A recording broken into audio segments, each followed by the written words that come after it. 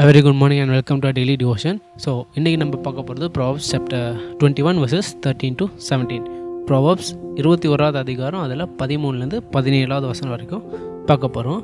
So ஒரு சின்ன சம்மரியாக பார்க்க போது இதில் வந்து Solomon is telling us that first வந்து என்ன சொல்கிறேன்னா, ஆண்டவர் வந்து நம்மளை எது கூப்பிட்றாருன்னா, எல்லாரையும் ஒரு அழைப்பு என்னென்னா எல்லாருக்கும் காக்கிறதுக்கு, எல்லாருக்கும் கேர் பண்ணுறது ஒரு அழைப்பாக ஆண்டவர் கொடுக்குறாரு. அதுக்கப்புறம் சாலமன் என்ன சொல்கிறேன்னா, ஏழைகளை வந்து நம்ம கண்டுக்காமல் இருக்கிறதும், அடுத்து நம்ம உலக பிரகார சந்தோஷத்துக்காக மட்டும் வாழ்கிறத வந்து என்ன பண்ணுமா, நம்ம இதயத்தை ஹார்டன் பண்ணணும், நம்ம இதயத்தை கல்லாக்கும்னு சொல்கிறாரு. அதுக்கப்புறம் இறுதியில் என்ன சொல்கிறாரு, இந்த மாதிரி ஜெனரஸாக இருக்குது, மர்சிஃபுல்லாக இருக்கிறது வந்து ஒரு ஞானியோட ஒரு அறிகுறின்னு சொல்லி முடிக்கிறார். ஸோ இதுலேருந்து நம்ம ஃபோக்கஸ் பண்ண போகிற வேர்ஸ் வந்து verse 13 which is, so Proverbs 21வது அதிகாரம் அதில் 13வது வசனம் says, whoever closes his ear to the cry of the poor will himself call out and not be answered. இன்னொரு சொல்கிறேன், whoever closes his ear to the cry of the poor will himself call out and not be answered. So இதுலேருந்து நம்ம என்ன takeaway எடுக்க போகிறோம்? Very simple.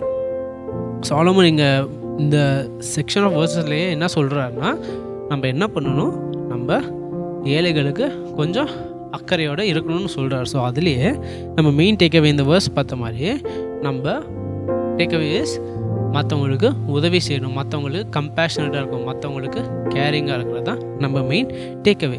So இதை நம்ம எப்படி இன்னும் புரிய வைக்கிறதுனா, ஒரு வீடு வச்சுக்கோங்க, ஒரு வீட்டில் இருக்கும்போது ஒரு சின்ன வீடு வச்சுக்கோங்க, ஒரு ஜன்னல் இருக்குது சரியா, அந்த வீட்டில் ஒரு ஜன்னல் ஒரு கதவு. ஸோ நீங்கள் அந்த கதவையும் ஜன்னலை மூடிக்கிட்டு அந்த அந்த வீட்டுக்குள்ளே உட்காந்தா டைம் ஆக என்னாகும், ஒரு மாதிரி இருக்கும். Because you are not getting fresh ஏரே அந்த வீட்டுக்குள்ளே வரல. ஏன், ஜன்னல் மூடி இருக்குது, டோர் மூடி இருக்குது. ஸோ உள்ளே வந்து ஃப்ரெஷ்ஷான காற்றே வராது.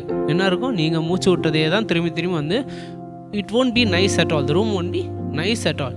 சிமிலராக என்ன சொல்கிறாருன்னா, ஆனால் நீங்கள் அந்த ரூமை இப்போ அந்த ரூமை திறந்தீங்கன்னா என்ன ஆகும், ஃப்ரெஷ் ஏரும் உள்ளே வரும், நீங்கள் மூச்சு விட்டதும் வெளியே போகும். அப்படியே அப்போ என்ன இருக்கும், ரூம் ஃபுல்லாக it will be cool, it will be nice. அது ரூமை கொஞ்சம் நீங்கள் நிதானமாக உட்காரலாம். ஸோ அதே மாதிரி இங்கே இதுலேருந்து நம்ம இந்த டேக்அவே என்னென்னா, இப்போ ஒரு ரூமில் அதே மாதிரி நம்ம கதவு மூடி இருக்கிறது என்னென்னா, நம்ம வந்து யாருக்கும் கொடுக்காமல் இருக்குதுன்னு வச்சுக்கோங்க. நம்ம வந்து கம்பேஷனட்டாக நம்ம வந்து ஒரு ஏழைக்கு கண்டுக்காமல் இருக்கோன்னு வச்சுக்கோங்க.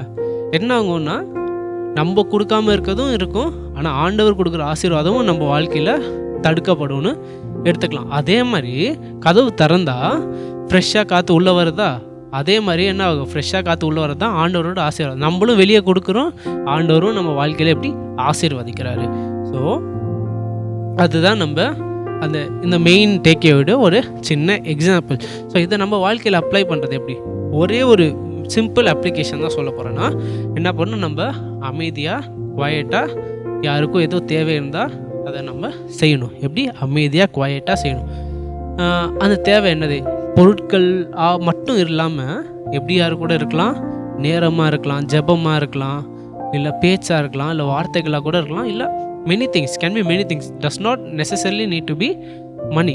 அதாவது காசு மட்டும் இல்லாமல், இல்லை பொருள் மட்டும் இல்லாமல், உங்கள் நேரம், உங்களோட காது, உங்களோட அன்பு கூட சில பேருக்கு தேவைப்படுற மாதிரி சில நேரங்கள் இருந்தால் நம்ம என்ன பண்ணணும், அந்த நேரத்தில் அமைதியாக தாழ்மையோடு அவங்களுக்கு என்ன பண்ணணும், அதை கொடுக்கணும்.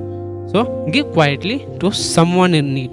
அதை எப்படி பண்ணும், குவாய்ட்டாக பண்ணும், தாழ்மையோடு பண்ணும். அது என்ன பெருமையோடு நான் இவனுக்கு பண்ணேன், அவனுக்கு இப்படி பண்ணேன்னு சொல்லாமல் எப்படி பண்ணும், பொறுமையாக தாழ்மையோட அமைதியாக அவங்களுக்கு நம்ம ஹெல்ப் பண்ணணும். So if we keep helping like that, because we have to understand first of all that நம்ம வந்து மற்றவங்களுக்கு மர்சியாக இருக்கிறது வந்து நம்ம ஆண்டவர் நம்மளுக்கு கொடுத்த கிருபையால் தான் நம்மளால் மற்றவங்களுக்கு எப்படி இருக்க முடியும், அந்த மாதிரி மர்சிஃபுல்லாக இருக்க முடியும். ஸோ அதை தெரிஞ்சுக்கிட்டு, because Christ has given us mercy, it is also our duty to give, not give, it is also our duty to show mercy. ஆண்டவர் நம்மளுக்கு கிருபையும் மர்சி கொடுத்ததுனால நம்மளும் மற்றவங்களுக்கு என்ன பண்ணணும், கொஞ்சம் மர்சிஃபுல்லாக இருக்கணும்.